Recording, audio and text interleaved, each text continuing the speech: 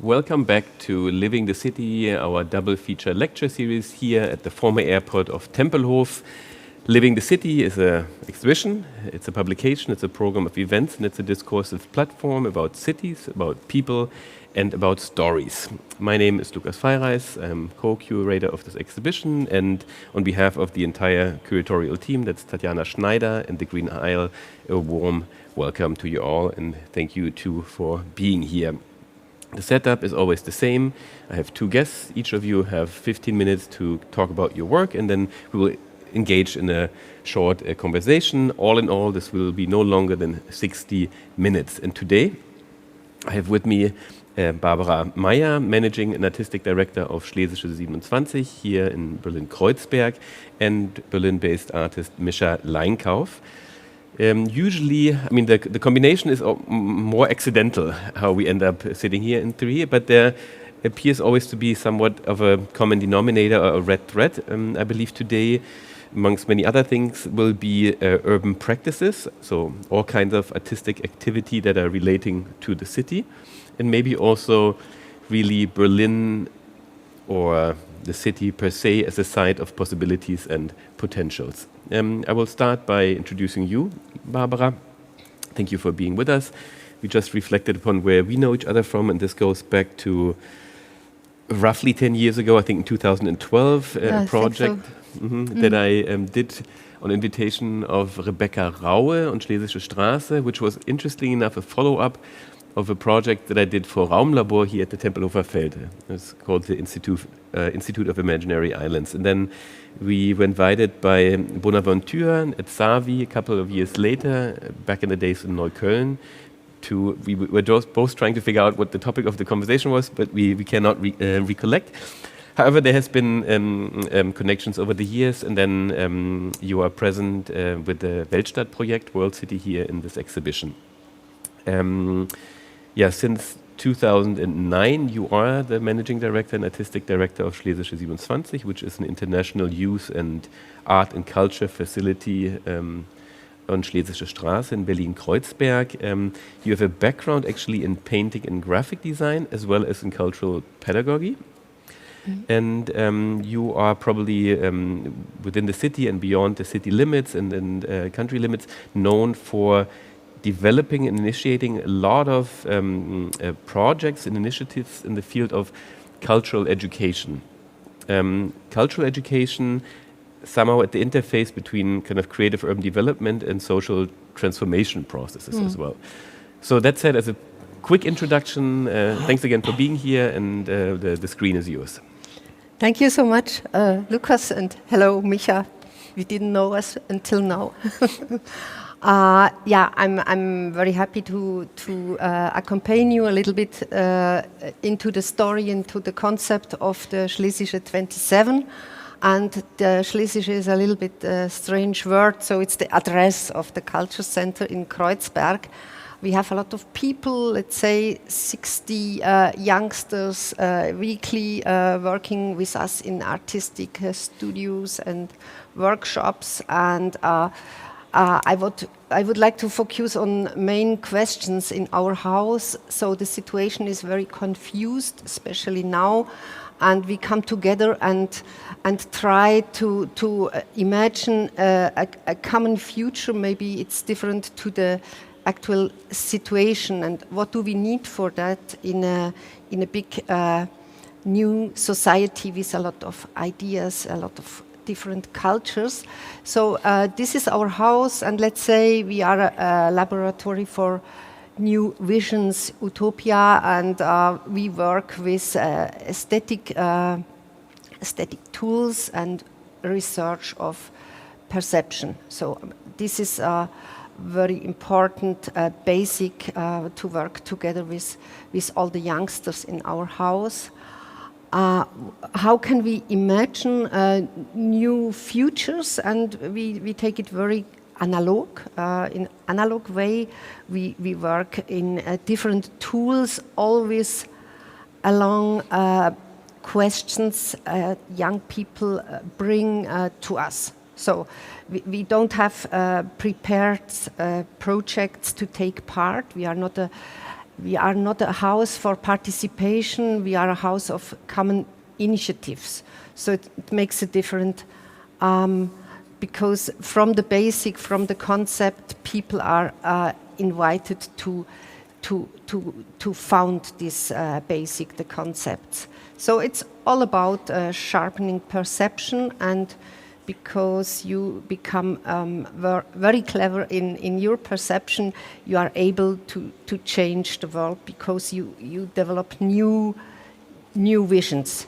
So we are working outside together. We make research in all what is lost over from a society, because all those things, they invite us to reflect the idea of the things. Why are they not anymore actual? Why are they in the garbage? And all these things, they are in a process of order and disorder. So the whole creativity in culture maybe focus on this relation between order and disorder. I tell you all this because it goes very concrete to our projects. What are we doing? So one important phase of all the projects is opening surfaces to look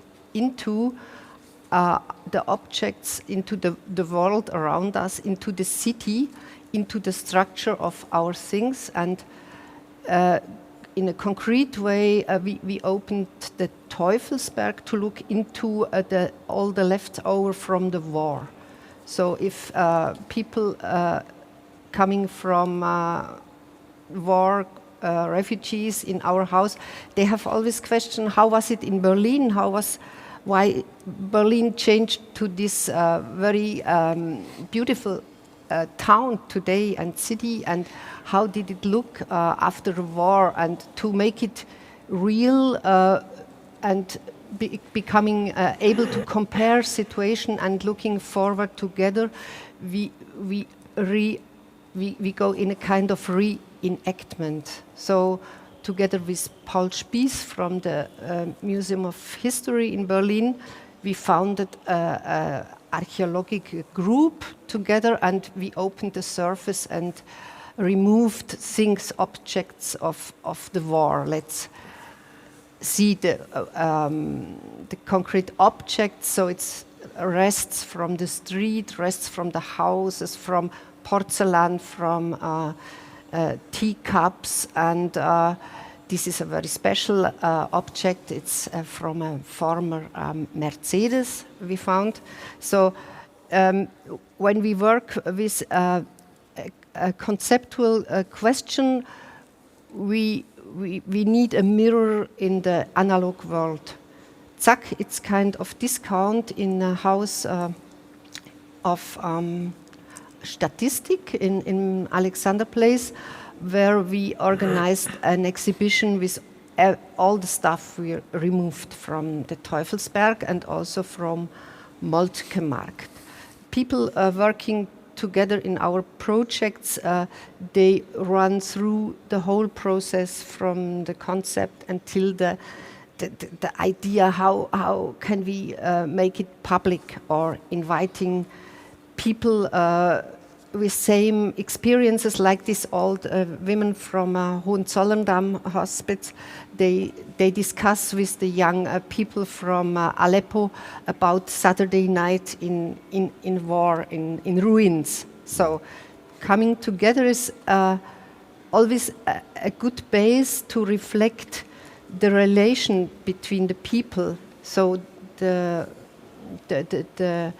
topic of exchange is a very old phenomena in anthropology, and this is the basic to work together. So the people who come here has the same feelings like we left house because of fire or something. So they want to take part, to invest, to give own ideas, and not to become a passive member of a project. this is very concrete one process we show here in the exhibition. People in our house, they were keen on to our reaction.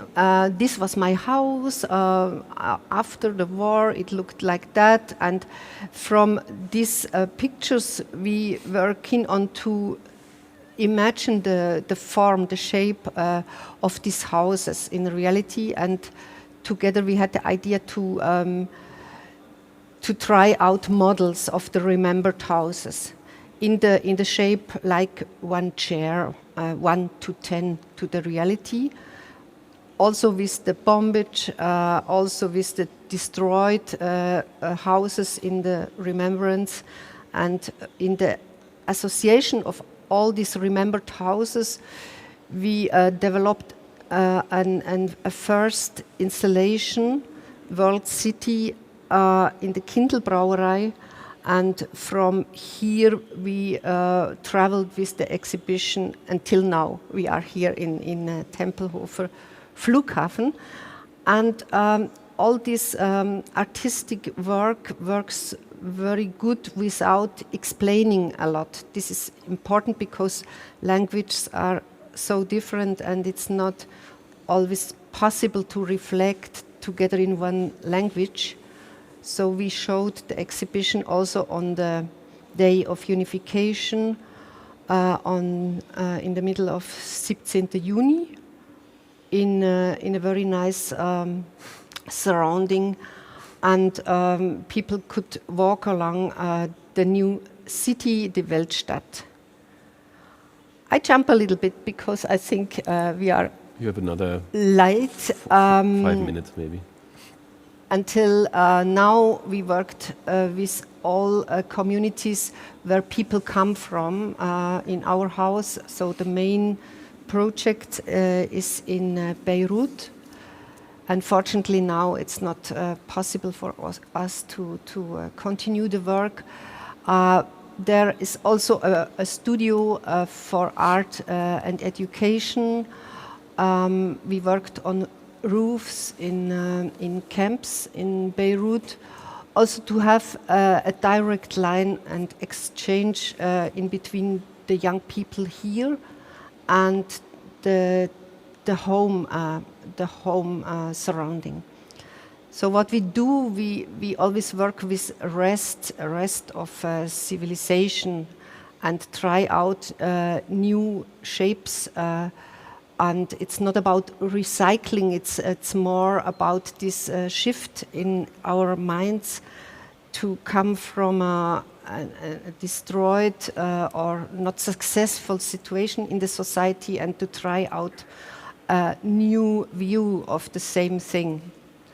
Here's a little, it's a little focus on our store also in Schlesische Straße, die Macherei. It's kind of open workshop, and we also work together with some museums, and productions from here or from Lebanon also will be shown now in Leipzig in the Grassi Museum. I jump a little bit through some pictures. This is the team in Beirut, and also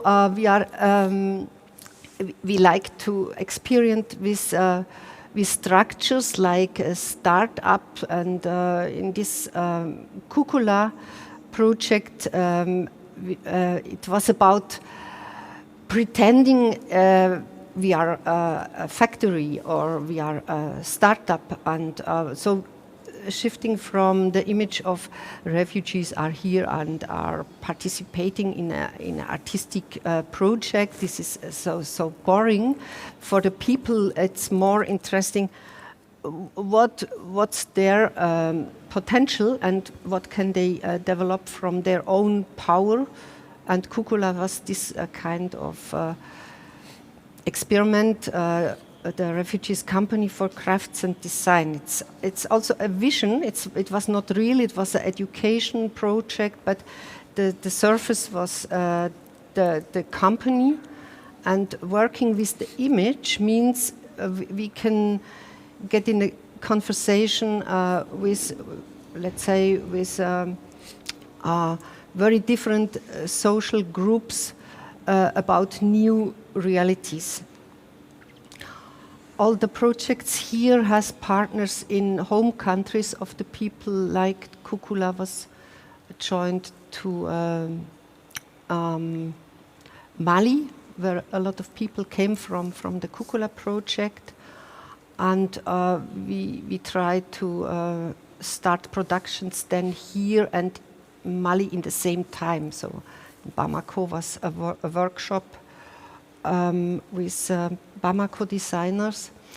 And so the idea is very simple, to bring all this knowledge together and to try out from this new plast something more consistent for the future. We jump also from shape to shape, from so collecting knowledge was an installation in front of the America Library with the knowledge of the cities of Berlin, which was collected by children.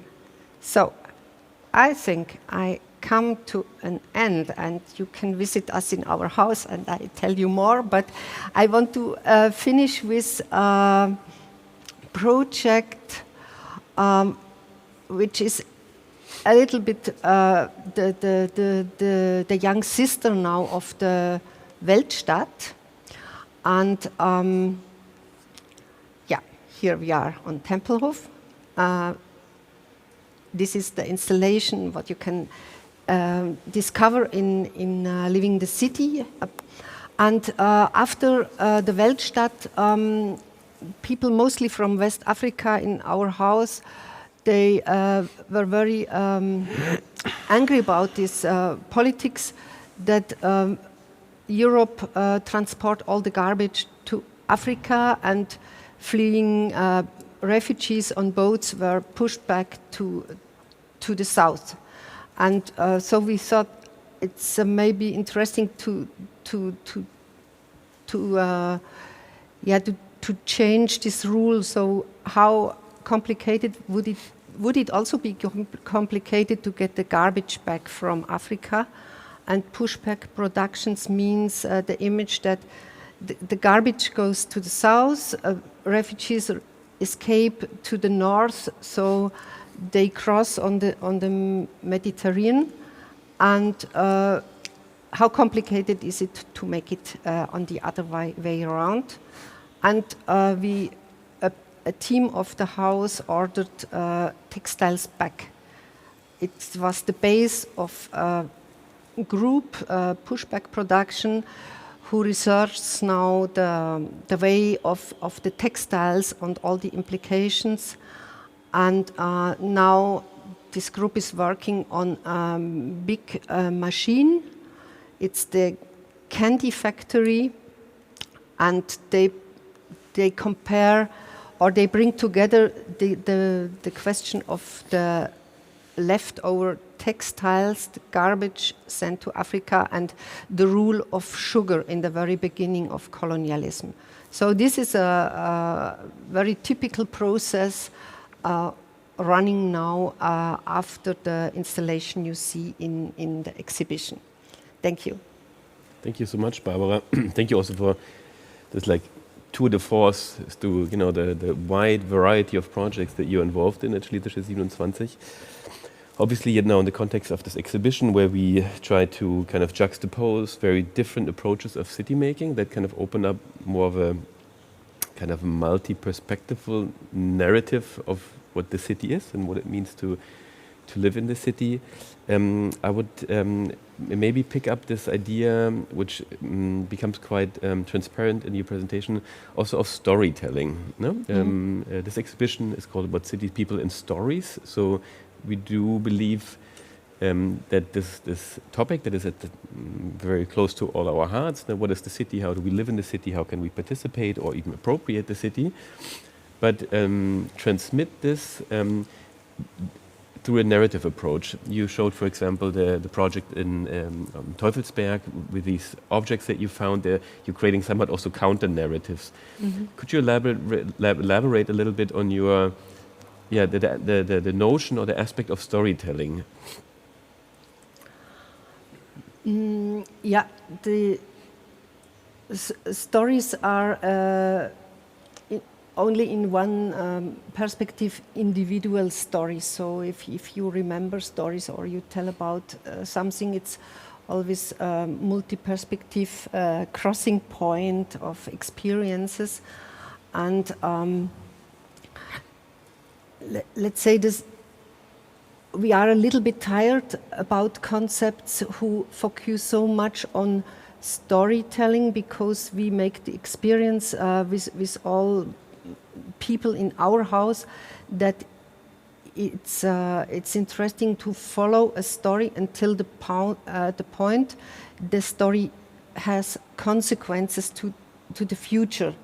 So if we work with these individual stories, like I remember the house, I want to tell you about the taste of home, and so it means it's a starting point to step in this common space in this city here and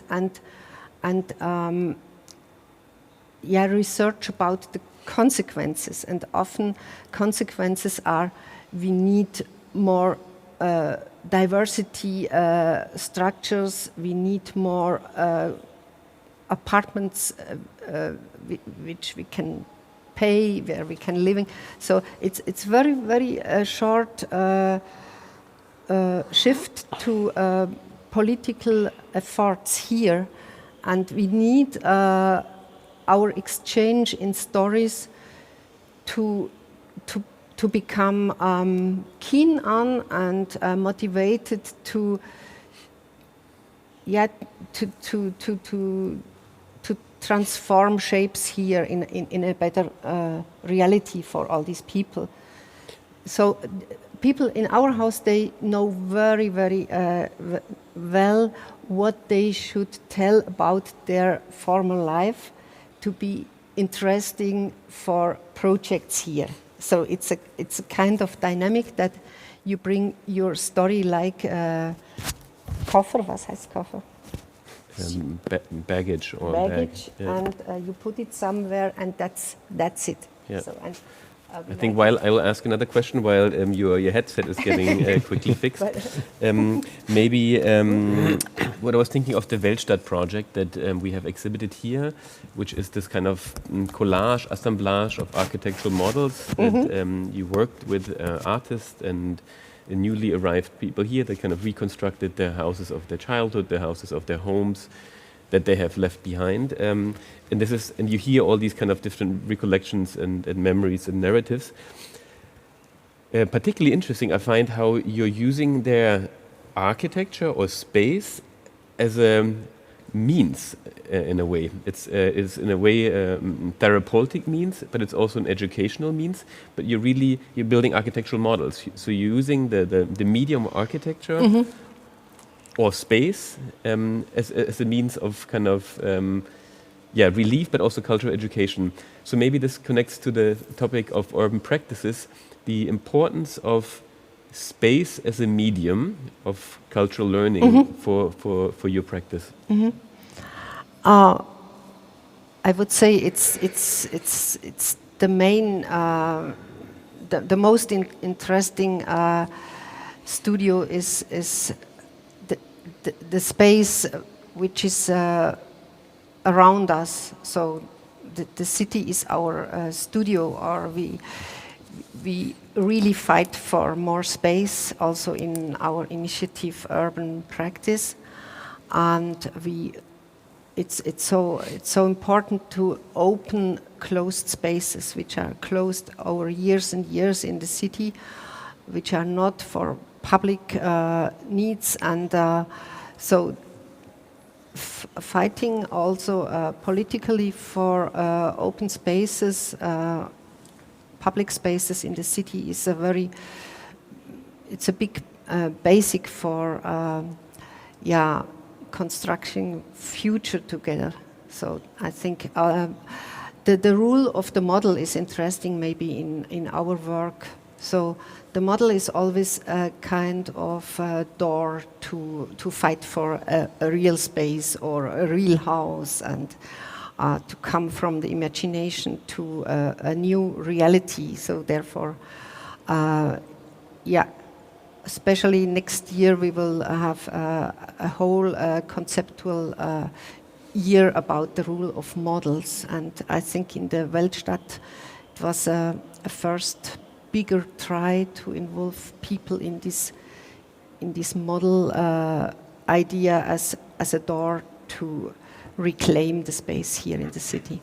Okay, we'll pick up on this Projektbüro Urban Praxis in a moment, but you already, and I have to kind of use this as a key to you because you used two descriptions that are actually almost your short written biography, and that's kind of the city is your studio, and this is a perfect lineup now to Mischa.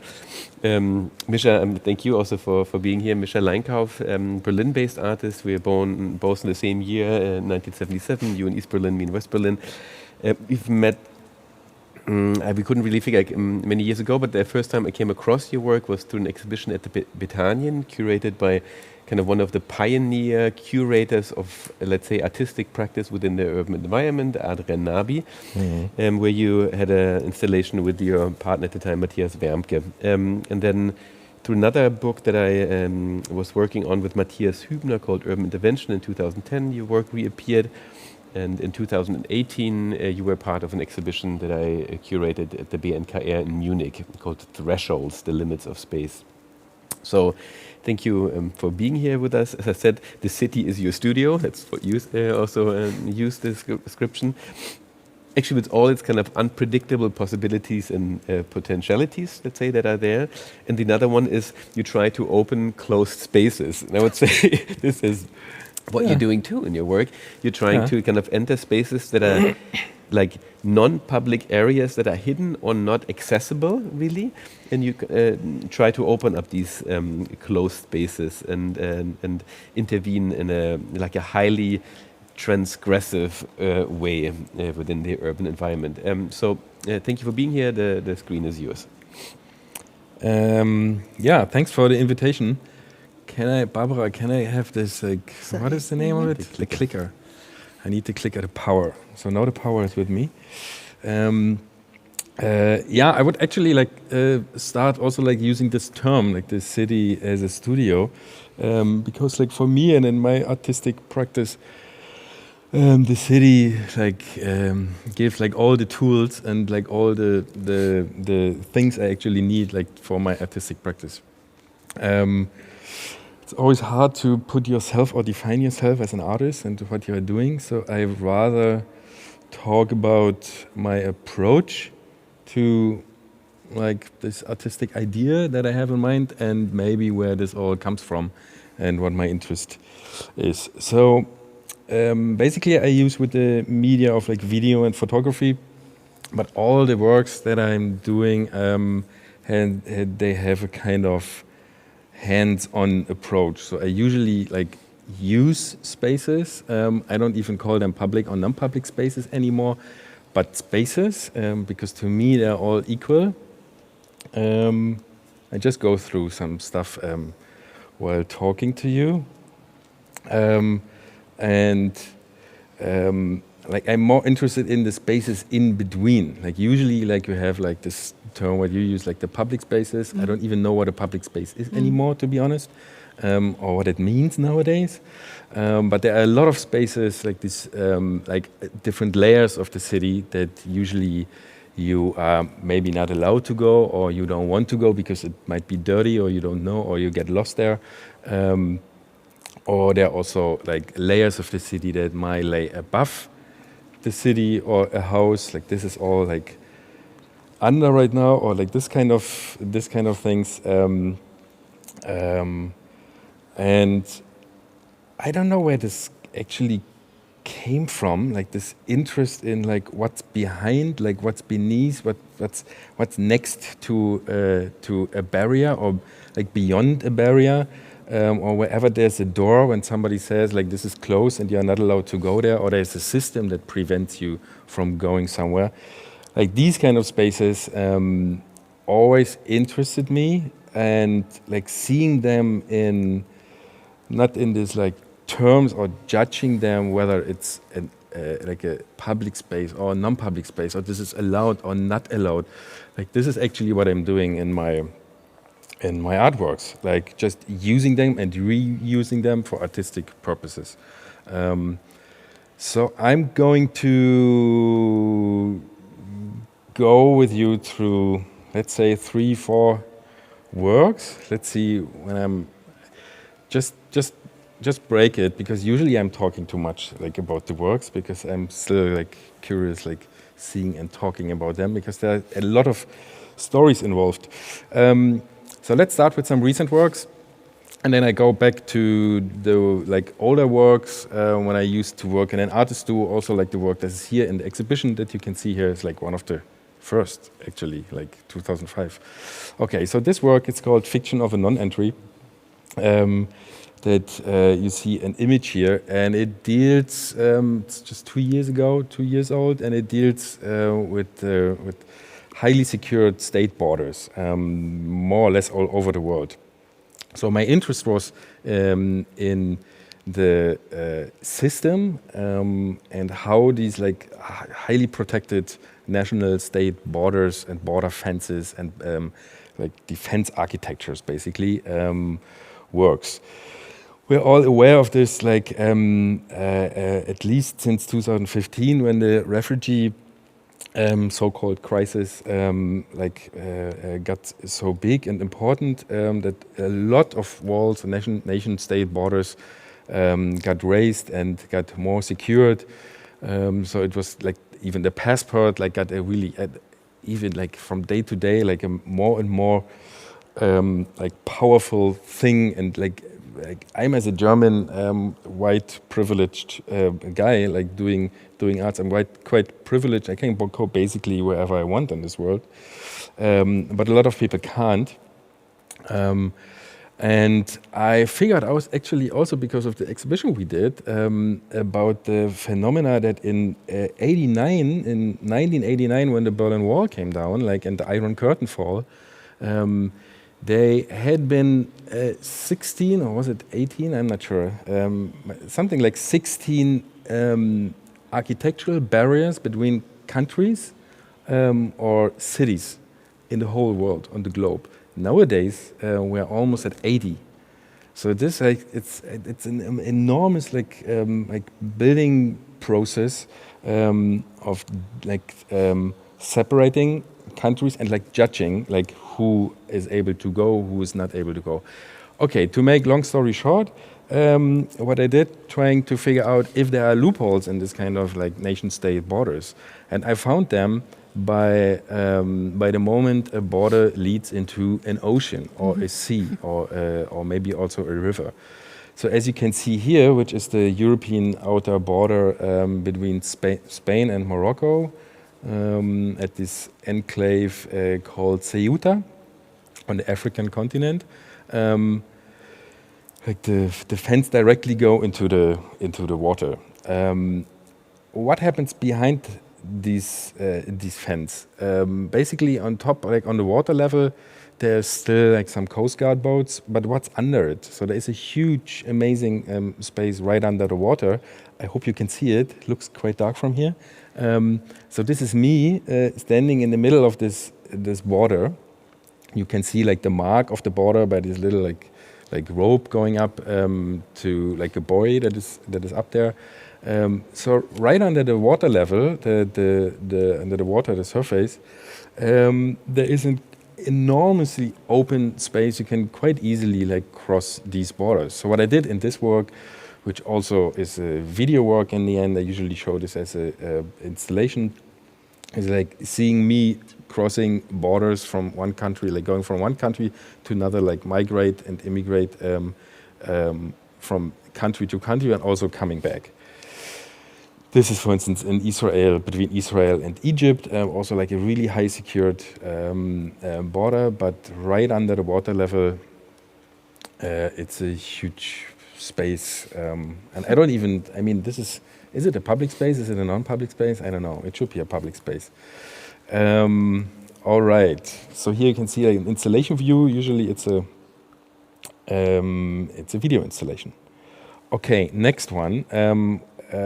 This is talking about a quite interesting layer which we have nowadays in almost every bigger city, which is everything that is underground.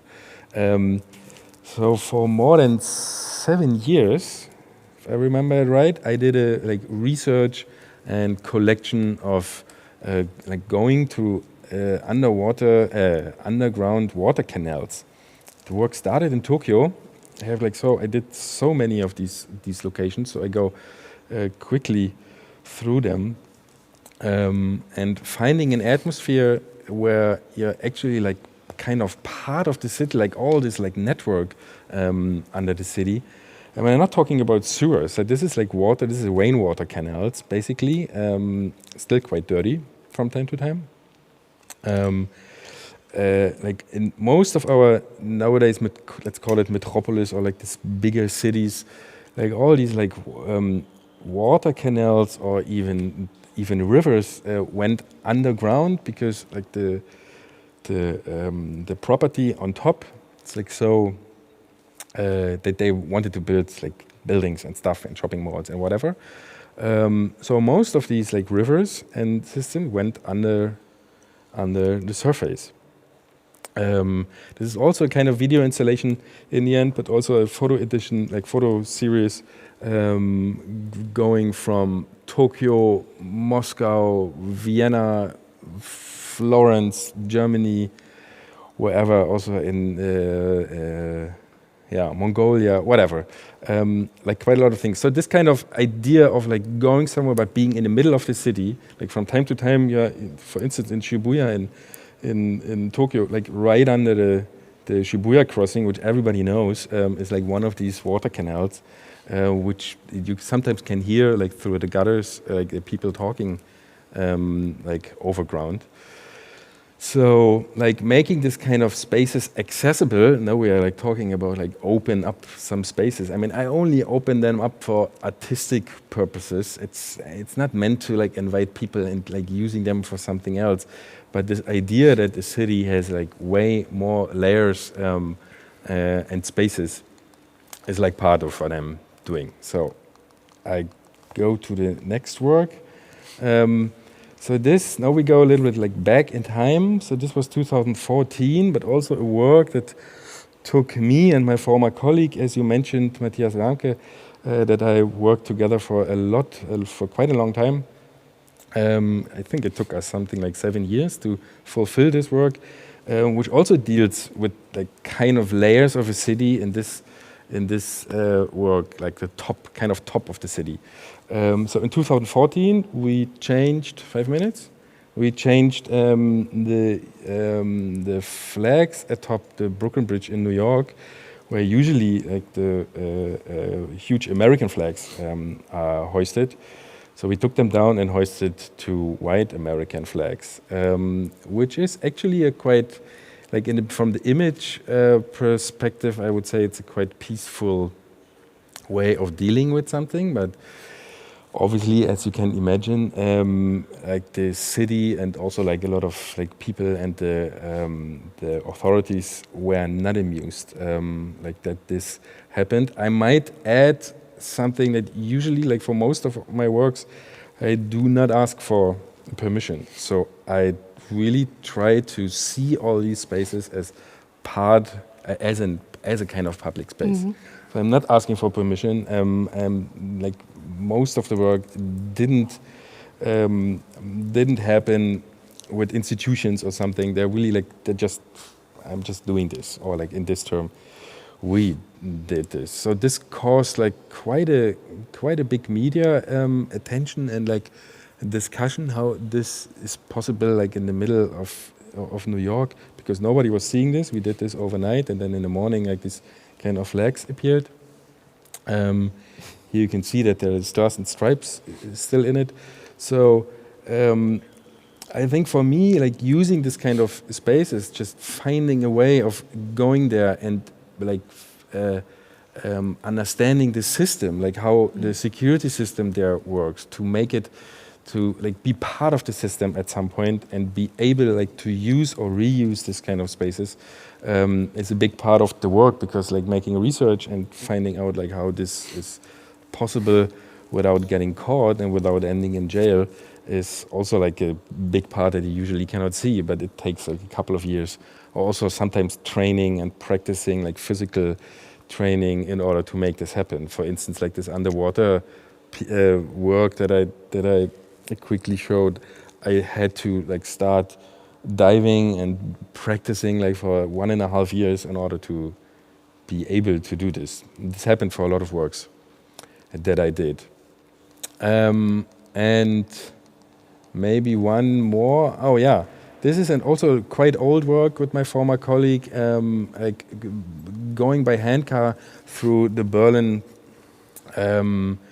train network, like subway network, and also subway and S-Bahn system. So by these handcar that we built on our own, like he had one and I had like a camera, handcar, kind of camera dolly. We explored more or less like the whole system of Berlin's underground system. Like just once again, it's more or less the same idea. Like making research about the system, understanding the system, and then reusing it because you feel like part of the system, because you just basically know everything about it. And yeah, this is also like a video installation, as I usually do. I think I put, and this is let's conclude with this one, because this you can see this work, which is actually the first official work that I did from 2005. You can see in the exhibition here, it's called the Neon Orange Cow, and it's like it's a way drifting through a city, in this work Berlin, by using a swing and swinging through the city at night, basically on like different architectural locations, and also like making the city your own and using them as a playground. Yeah, let's close by that. Thank you so much, Wow. Mischa, for this presentation, and also when I took so many notes while you were talking, because there's so many overlaps to that I saw to your presentation, Barbara. There's a lot of overlaps to the previous discussions that we had here with the double feature talks. For example, the water space, very interesting. It's a Raoul Walch talked about water spaces and air spaces as well in his presentation here. It's these kind of unseen, kind of somewhat visible yet invisible spaces.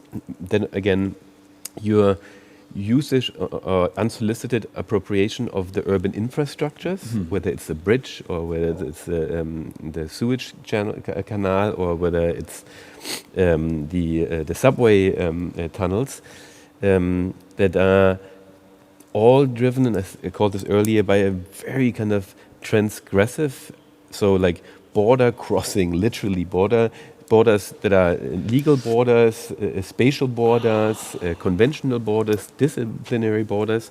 So there's this kind of transgressive nature towards urban space, which I think is very much at the heart of this whole Projektbüro Urbane Praxis, and the idea of, I think the claim that you guys have is make the city yourself.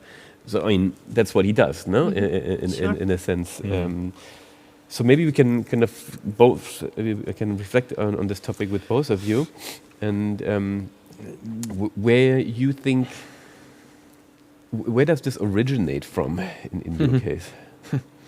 It usually gets back to the moment the wall came down in Berlin, because I grew up in East Berlin, and I was 12 years old when the wall came down, and this moment of realizing that like a whole space, a whole world. I mean, I was a kid, so I didn't see this back then, like from a political point of view, but just from like this kind of experience that like most of the world was completely closed for me. It was totally clear for me that I will never see this, even in Berlin. Like there was the wall, and the other part of Berlin, there was no way to see it. And within a year, basically, like like West Germany was our best friend, and like suddenly it was all accessible. So the idea of that rules and a system and also laws and also these kind of spaces, they can change so quickly. And I think from that point, this is where it originated, I guess. I started to really question like every rule that is given to me or every like boundary that is given to me. Like in the beginning, really as a kind of playful idea, like being a youngster in Berlin, like with all this kind of freedoms and all this like seriously public spaces, because they were like open, because there were no rules, you could totally do whatever you wanted to. I think this is where it came from, and also this is where I met my former colleague Matthias, and then we at some point then we grew up, and then at some point like we started like going in this direction, like making art, but still using the same techniques or strategies that we did as young people. Yeah, I can very much relate to this. No, again, we're exactly the same year. I grew up on the western side of the city, and I think my fascination with why am I so interested in cities and this, let's say, more unconventional approach to cities is definitely because having experienced the fall of the Berlin Wall, for me it was suddenly from one day to another the city doubled, and we had almost like a lawless space on the other side, where everything was like decades behind, and it became it's a cheesy term, but we kind of often use the term playground now, but the city as a studio or playground, but that's what it was, no? That's what it was. Remember climbing up on every single rooftop in Prenzlauer Berg or something like this, that totally changed my perspective on the city. So now we're talking about really situated knowledges here, like how much the city, the place that we grew up in, affected our way of thinking and working. Maybe you can connect this now to the Aktionsplan Urbane Praxis, Berliner Aktionsplan Urbane Praxis that you guys have really like very powerfully pushed also now in the last year. We try. Maybe you can talk a little bit about this. Yeah, I find an access in your work and in your personal history of childhood in these different spaces of the city. So I grew up in the mountains, and I was always confronted with hardware of nature. So the mountains are really hard to move or remove, and all what I learned from my one uncle, he works in a national park, is everything made by human beings is rotten down after a while. So everything what we do can be done different. So this is something very important what I learned, and I think with the same perspective I also focus on the topic of a city or urban space, and all my colleagues around in the initiative Urban Practice, they come from architecture, from art, from social work, from very different professions. But I think it's the same we share together. So maybe it can be seen different or used different, and this is the aspect of public power to reset and to think it different, to install it, they install, and this is the idea of urban practice. It's not only it's not art in public spheres or something like that. It means the urban space is like it's like our factory. We can think and rethink it, and the initiative of urban practice is on one base a very dreamer company, dreaming people, but on the other side very based in the structures of Berlin. So we try out new connections between different resource of Senate. So how can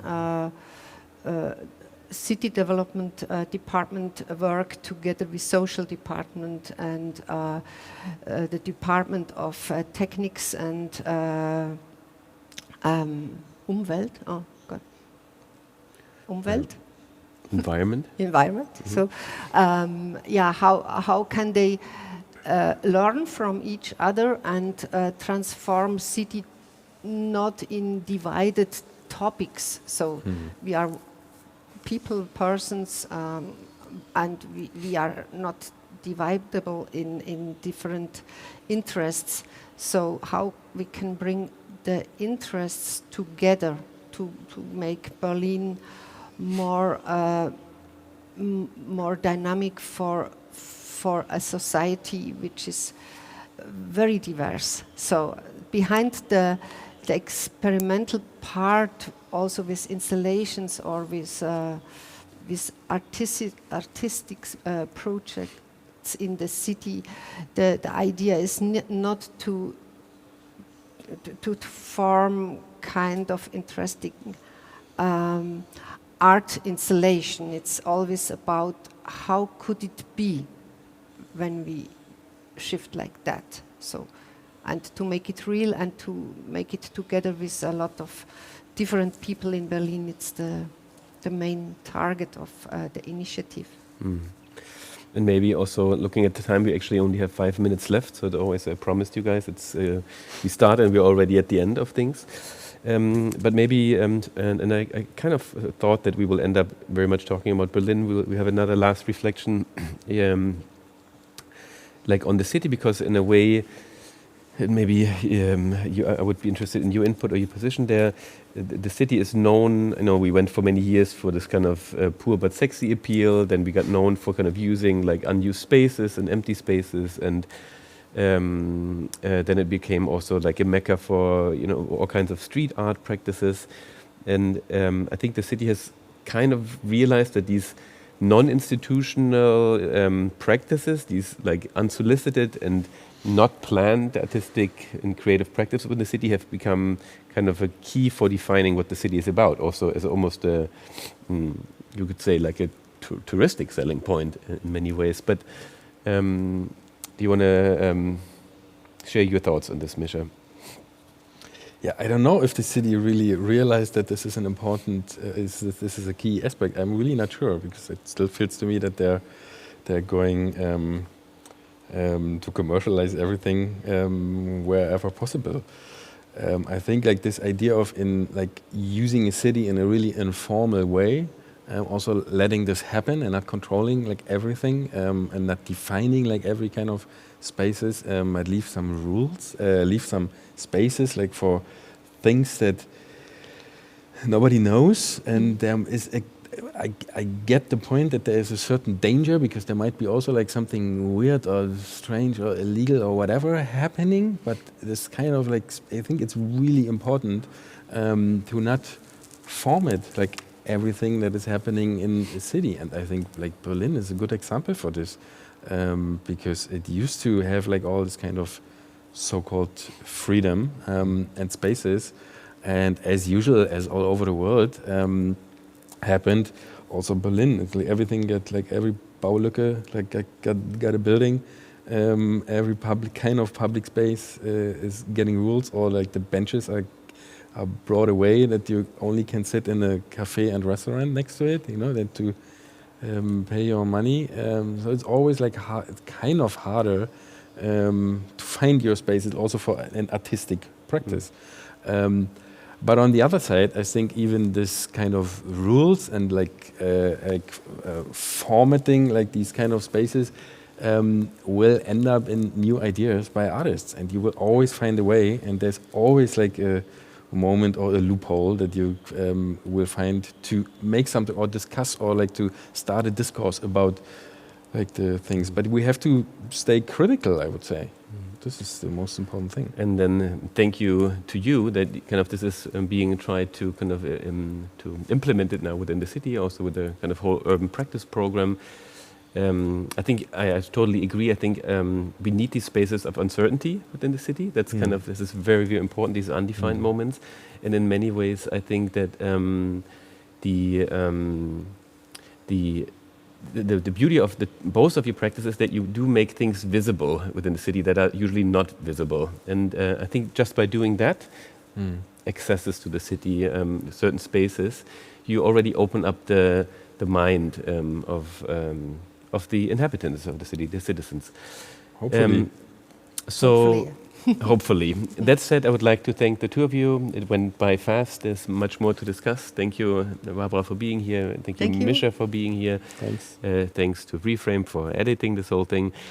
And on behalf of the entire curatorial team, that's Tatjana Schneider, the Green Island Mean, I would like to thank also you, the audience, for bearing with us. Hope to see you soon. Take care and all best.